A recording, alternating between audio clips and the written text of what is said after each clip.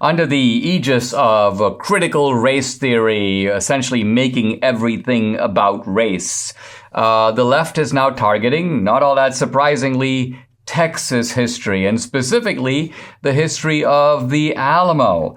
There's an article in the Houston Chronicle just from a couple of weeks ago, which is a profile of a book called Forget the Alamo. Forget the Alamo. And this is an attack on the way in which history is taught in Texas, is an attack on what the Alamo symbolizes. And so I asked an historian and award-winning documentary filmmaker, Gary Foreman. Actually, Gary was one of the initial forces behind the programming for the History Channel when it started way back in 1994. Gary is a Texan. He's very involved with something called the Alamo Plaza Project. Gary, welcome to the podcast. Thanks for joining me. So these three guys, Brian Burrows, Chris Tomlinson, Jason Stanford, have written a book basically saying that the Alamo is sort of a racist symbol because the breakaway of Texas from Mexico, in fact, what the Alamo represents, is an effort to protect slavery. I want to actually read a line, quote, "We must recognize that the Battle of the Alamo was as much about slavery as the Civil War was about slavery." Now, is that in fact true? It can't be further than from the fact. I mean, this is ridiculous, Dinesh, because this is not the first time Texas has been attacked in that manner. But this is starting to be that trendy woke agenda that's raising its ugly head. And unfortunately, it's influencing the younger generations who are ignorant about this real story. What's really sad about it, I'll just be brief. The authors approached me and many other experts on the Alamo under false pretenses. And we all thought, based on the introduction we got from a reliable source, that they were interested in real history. They were interested in expanding how the Alamo should be interpreted and the story told. Well, as we found out, that's not what it was. They were basically doing, as you know, the old term for bad journalism, they were skimming, and they were not interested in telling the truth. So let's focus on what the truth is. Why, in fact, did Texas break away from Mexico? As I understand it, the Texans who came into Mexico, they were kind of invited to form this sort of new region or state, came in under the Mexican Constitution of 1824, a constitution that guaranteed Texas a certain degree of autonomy, a certain degree of protection of rights. And then what happened that caused the Texans genuine and I would say legitimate alarm? Well, we have to remember that the Mexican Constitution of 1824 was basically patterned after our own Constitution of the United States. So that's why Americans felt relatively comfortable about being in this so-called new republic. But at the same time, it didn't take long for someone like the character of Antonio del Cruz de Santa Anna to take control as a dictator. And a revolt all across Mexico erupted, not just in Texas, but first in the Mexican states. So this was not about anything but Mexico losing itself from being a legitimate republic to now being controlled by basically a junta. And so now everyone took alarm by it. And there was a real disconnect here between the colonists, the Texan colonists, and the Mexican government because of the very things that they promised they were going to deliver as far as that autonomy. And that was then taken away. So the question is, Dinesh, are we really still talking about a republic if that constitution is now taken away?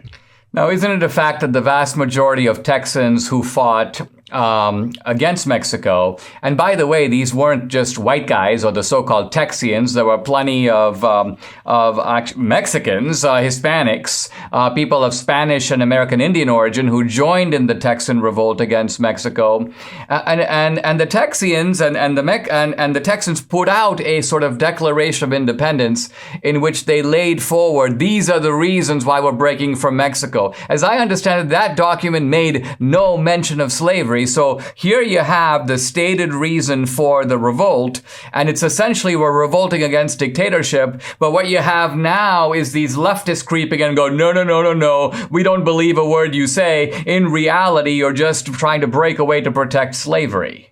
Absolutely. In fact, to make this very current, I just completed a brand new film in Texas on the Declaration of Independence. And you're absolutely correct, Dinesh. There was no mention of slavery in the basic pillars of this Constitution or even in the Declaration. So this is really taking something way out of context. Were there people involved with slavery in the colonies? Yes, but it was such a minority. And we had abolitionists here as well. So slavery is really that trendy, woke keyword, stroke word for getting people alarmed and getting people upset about something that is really way outside the real story of Texas. And that's what we're here to address. I mean, what I find interesting, too, is, and this is part of the strategy of the left, is to take the so-called heroes of the Texan revolt and then later the Republic of Texas. These are people like Davy Crockett. These are people like Sam Houston, and make them all seem like they're just a bunch of racists. Now, talk a little bit about Sam Houston and the fact, and Sam Houston's relationship with the Cherokees, because I think that alone shows that this simple-minded kind of caricature of these figures, and you could say the same thing about the others as well, the idea that these were just kind of crude white supremacists is nothing short of preposterous. Talk about Sam Houston. Well, Sam Houston, first of all, everybody who even studies a little bit about Sam knows that he was in his youth connected deeply with the Native American tribes. And then he lived with the Cherokee for a number of years before coming to Texas. And even after he was here, he helped sign a treaty with the Indians. And when he was president, he wanted to make sure that Texas, the Republic, was not going to invade Indian territory. Here's the other thing about Sam Houston. He often adopted Indian clothing and customs. So, I mean, he is so far away from being, simply labeled in that way. And then there's another person we really have to talk about, and that is, of course, David Crockett. Like Sam Houston, David Crockett had a story with the Indians. He fought them in the War of 1812. However, in Congress, he lost his seat in the next term because he had stood up against Jackson's Indian removal bill in 1830, which cost him his seat. And Crockett retained a very heroic stature with all the Indian tribes after that stand against Jackson. And later, he actually did business with the Chickasaws.